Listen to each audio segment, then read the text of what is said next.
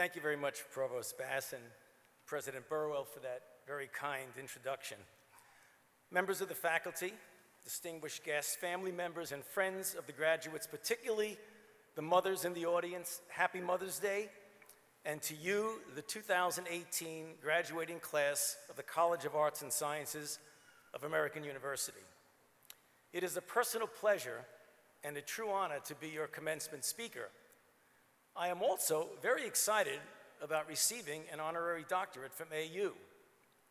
Be it known that I have been on this campus more than most any of you. I live just a few blocks away, and I have been jogging through this campus early in the morning or late in the evening for the past 40 years. And so now, as an honorary graduate, I will not feel as guilty using your men's rooms.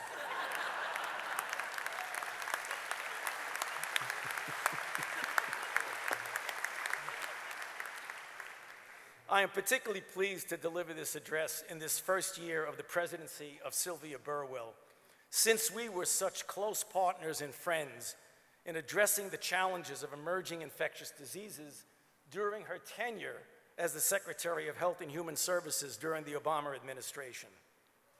And as I was putting my thoughts together in preparation for addressing you here today, I could not help reflecting back to my own graduation from college for some hints as to what I would say that would be memorable, some quote that you might recall years from now. Well, I found that was a fool's errand, because I must confess that I cannot remember a single word of what my college commencement speaker said, or even who he or she was. And so, 30 years from now, although you will certainly remember many of your college experiences, particularly the friends you have made, you almost certainly will not remember then what I tell you here today, no matter what I say. However, I guarantee to you that there will be a commonality of yours and my experiences, even though they're separated by decades. And so it is in this context that I will briefly share with you some personal reflections that I have had to confront soon after graduation from college and that are still very relevant to me up to this day. I have 5 issues that I want to discuss with you, and I promise that I will do this all in 10 minutes. First, the paradox of graduation and the concept of the perpetual student. Since this is your graduation, it is natural for you to feel that on this day you are no longer really a student. Let me tell you, that is just an illusion. In my own case, almost immediately upon graduation from college, and certainly upon graduation from medical school, I learned that my student days had actually just begun. In whatever field or career path you choose, if you were to be true to yourselves and live up to your full potential, you will live your lives as perpetual students. The scope of what you have learned here at American University, and importantly, what you will need to learn after you leave here, is like a giant mosaic. And this mosaic of your knowledge and experiences is eternally unfinished, as it should be. You will soon realize that you will never know as much as you want to or need to know, and you will find that you are participating in a dynamic process with a steep learning curve. This was particularly true for me as a young physician and scientist, since the consequences of getting something wrong and not being aware of something that you should have known can be serious. However, this is true to a greater or lesser degree in any career path that you choose, as you will soon realize. It is this unfinished mosaic of knowledge that can serve as the catalyst to constantly improve yourself. And this will be accomplished by the palpable excitement of continual learning. After all these years, I still derive energy and motivation from that very subtle tension, and I still marvel about how much fun the learning process is. Next, expect the unexpected. This is one of the truisms that can make life quite exciting. You must be prepared at any moment to enter uncharted territory, even in fields that seem to be well established. And importantly, where possible, seize unanticipated opportunities. Let me give you a personal example of the kinds of dramatic events that can occur totally beyond your control and that can profoundly impact the direction of your career and even your life. In 1968, I finished my medical training in internal medicine at the New York Hospital Cornell Medical Center. That very same year, noted public health scholars were opining and even testifying before the United States Congress that with the advent of antibiotics and vaccines and public health measures, quote, the war against infectious diseases had been won, unquote, and we should focus our efforts on other areas of research and public health. Now, as fate would have it, at that time, I was on my way to begin, of all things, a fellowship in infectious diseases at the National Institutes of Health. I remember reflecting as I drove from New York City to the NIH at Bethesda, just a few miles north of here, as the words of these wise pundits resonated in my mind. I felt somewhat ambivalent about my career choice, to say the least. Was I entering into a disappearing subspecialty? I sort of felt like I was going to Miami to be a ski instructor. Fortunately for my career, but unfortunately and sadly for the world, even so-called pundits are not always correct. Indeed, 13 years later, in 1981, the AIDS epidemic had emerged and transformed my personal career, if not my entire life. Furthermore, 37 years following the recognition of the AIDS epidemic, we find that infectious diseases outbreaks did not stop with HIV/AIDS.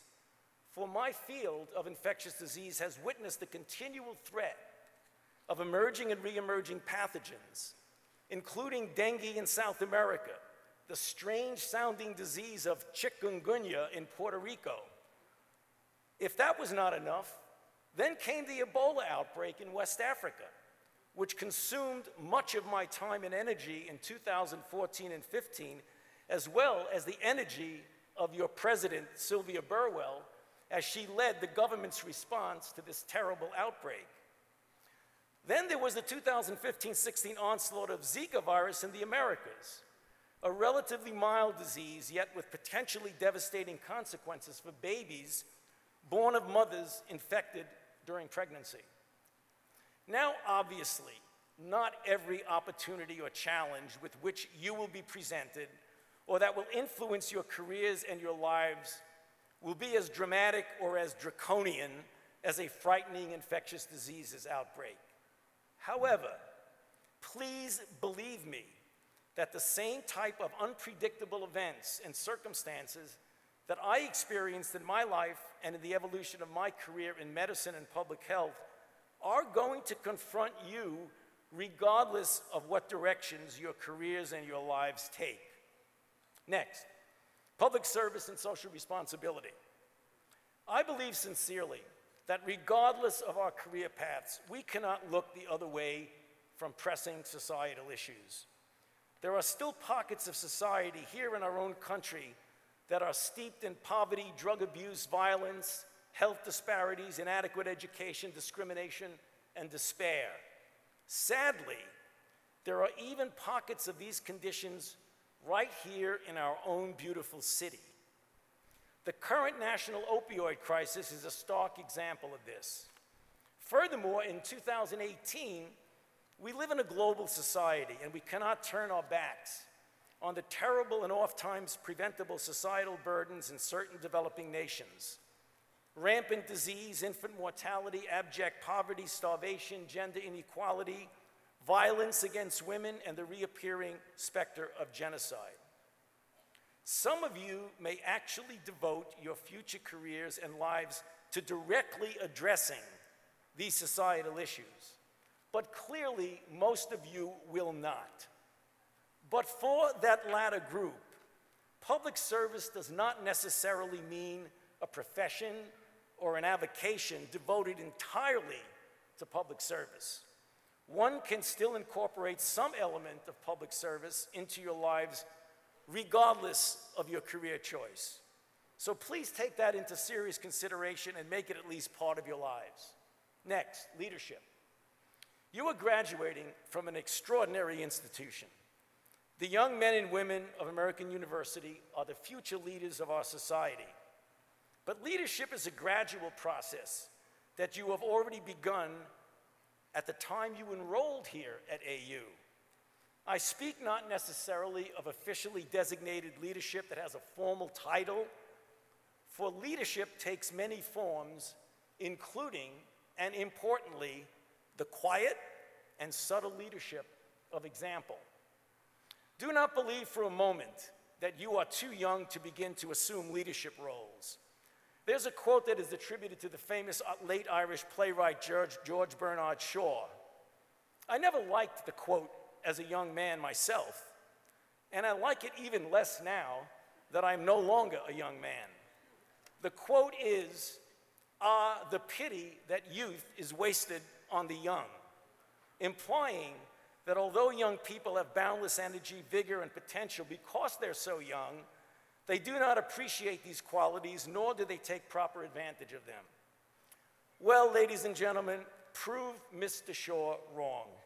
Take advantage of your youth and start doing your thing right now for yourselves and for society. You don't need to wait. The activist students at Stoneman Douglas High School in Parkland, Florida, and the thousands of students whom they have inspired did not wait. Our country and the world need you more now than ever. Finally, the joy of life. So I've been speaking to you over the past few minutes about opportunity, accomplishment, and responsibility, all of which have a somewhat serious air about them. I want to close with a reminder about the joy of life. Allow yourselves to cultivate this as much as you do your professional accomplishments. Different pursuits and activities provide joy in different ways to different people, as you might expect. Find your source of joy and embrace it. Many of you will be in serious and important positions starting relatively soon. This is not incompatible with the fact that you have so many other things to live for and to be happy about. Reach out for them and keep the sounds of your laughter alive. Congratulations to you, to your families, and to your loved ones. Good luck, and God bless you.